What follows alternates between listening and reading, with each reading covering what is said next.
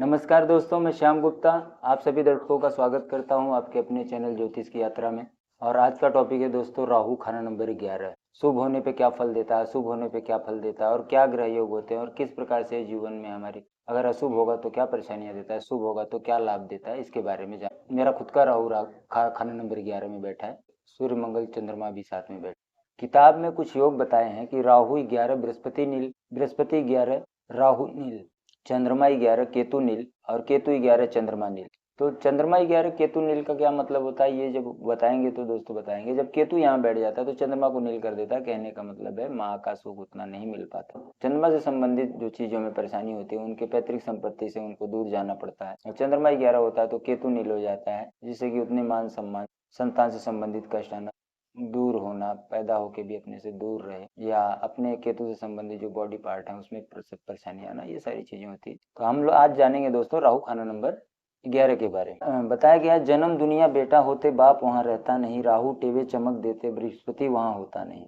बृहस्पति भागा पापी भागे भागता संसार है, शनि बैठा 5 तीजे योगी अलंकार। 1 तीजे पापी बैठे राहु बढ़ता आपसे। राहु यहाँ का तभी बुरा फल देगा दोस्तों जब यहाँ लग्न में कोई ग्रह ना हो या 3 में कोई ग्रह ना हो। इस बात को पहले समझिए। अगर यहाँ कोई ग्रह नहीं है तो ही राहु बुरा फल देगा। जैसे किताब में बताया है कि 1 तीजे पापी बैठे राहु बढ़ता आपसे। अब जैसे मेरी कुंडली में यहाँ शुक्र बैठा तो वो भी पापी है, शनि यहाँ बैठा 3 में, बहुत अच्छा योग, योगी अलंकार योग बनता है।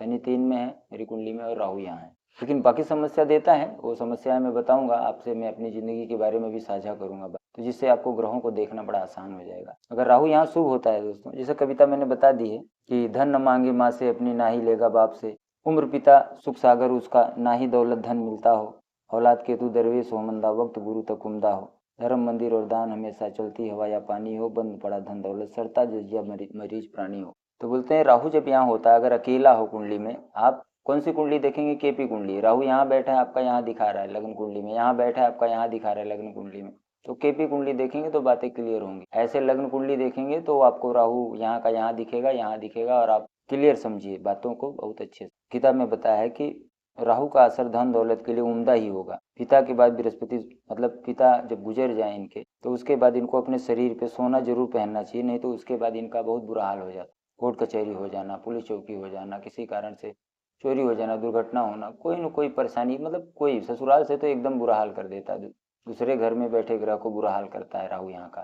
तो ससुराल से संबंध खराब हो जाना, उसके ससुर उसकी मदद नहीं करते, नाना का कोई मदद न मिलना, ससुर का कोई मदद न मिलना, शादी में ससुर का सहयोग ना करना, ये राहु ससुर को भी परेशान करता है, ससुराल वालों को भी परेशान करता है यहाँ का राहु।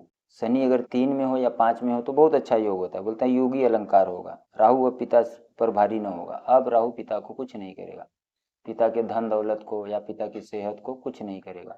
1 में या 3 में, 1 में केतु हो या 3 में, केतु कैसे बनता है, एक मसनूई ग्रह भी बनता है, तो शनि केतु वो मसनूई पार्ट को समझिए। तो 1 में केतु हो और 3 में शनि केतु हो, या यहाँ पे शनि केतु 1 या 3 दोनों में कहीं भी बैठे हों, तो अपनी हिम्मत से अपना नसीबा बढ़ता जाएगा। धन नहीं अपने माँ से मांगेगा, ना ही अपने बाप से लेगा, और ना ही पाप करेगा, बहुत इज्जत से अच्छे से, किसी से धोखा नहीं करेगा और बहुत अच्छे से कमा के एक साथ अमीर बताया गया, अब अमीर होगा, बहुत अच्छा योग हो जाता है ये। अब हम बात करेंगे दोस्तों कुछ मंदी हालत के बारे में। जिस तरह बताया गया है कि मंगल बद वाला ऐसे घर में पैदा होता है जहाँ की उसके बाप दादा पहले से बड़े सुखी समृद्ध रहते हैं और वो पैदा होता है और धन के समंदर को आग लगा देता है।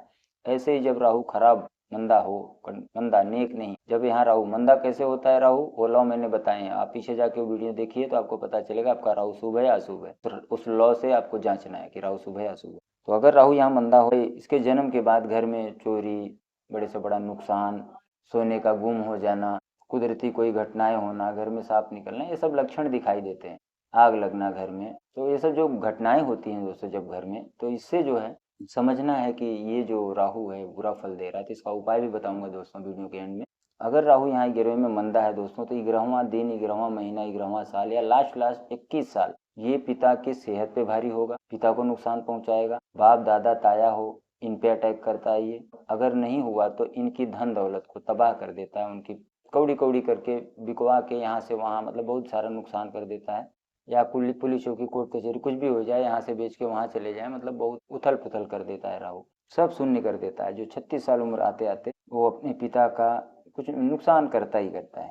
बृहस्पति की अस्या कारोबार, रिश्तेदार जैसे कि हमारे बाप दादा, चाया चाचा या दादा हों या पिताजी हों, इनको नष्ट करता है, इनके ऊपर इसका पूरा प्रभाव जाता है, जैसा कि मैंने बताया है आपको।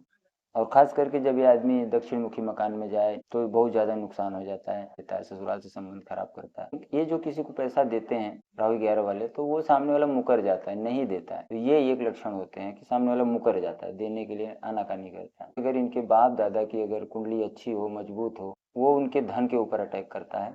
नहीं तो फिर इस जातक को ही जो है, जो जातक होता है, इनके ऊपर केतु से संबंधित बीमारियां होती हैं, जैसे कि संतान का दुख होना, संतान ना होना या संतान होके भी दूर जाना, या सर्वाइकल प्रॉब्लम होना, रीढ़ की हड्डी में कोई प्रॉब्लम होना, पेशाब हो जाना, केतु संबंध जो भी बीमारियां इनको होती हैं।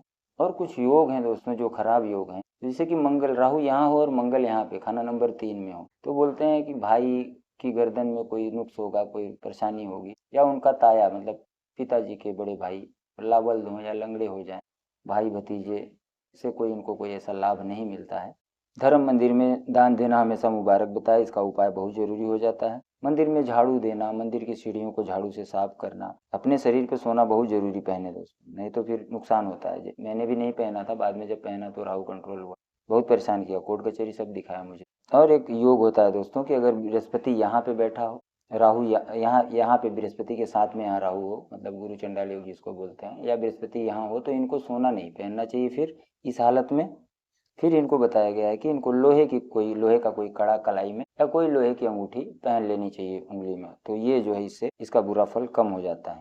और नीलम की अंगूठी बताया ससुराल से कभी ना लें, बिजली से संबंधित कारोबार ना करें, राहु से मुतलिका कोई रिश्तेदार से कोई ताल्लुक उतना ना रखें, अच्छे संबंध रखें, उनसे ताल्लुक बना के कोई धंधा व्यापार ना करें, उनसे लेन देन, पैसे का लेन देन कुछ भी ना करें, नहीं तो ये राहु जाग के बहुत बुरा फल देता है।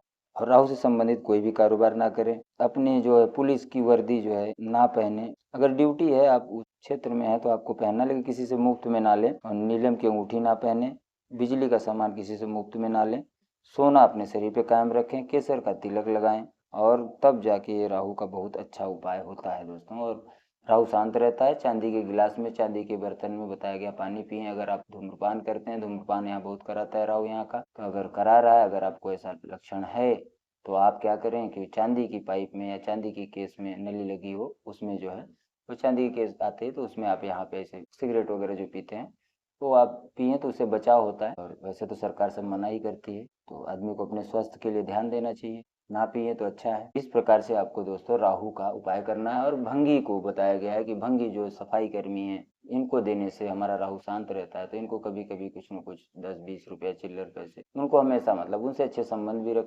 और उनको देते रहें, तो आपका जीवन बहुत अच्छा होता है। तो अगर मेरी वीडियो अच्छी लगती है दोस्तों, तो वीडियो को लाइक करें, चैनल को सब्सक्राइब करें, इसको शेयर करें वीडियो को, जिससे लोगों तक जाए, जिसकी कुंडली में है वो समझे इस बात को और अपने जीवन को ठीक करें दोस्तों। ठीक है दोस्तों, मिलते हैं अगली वीडियो में। धन्यवाद दोस्तों।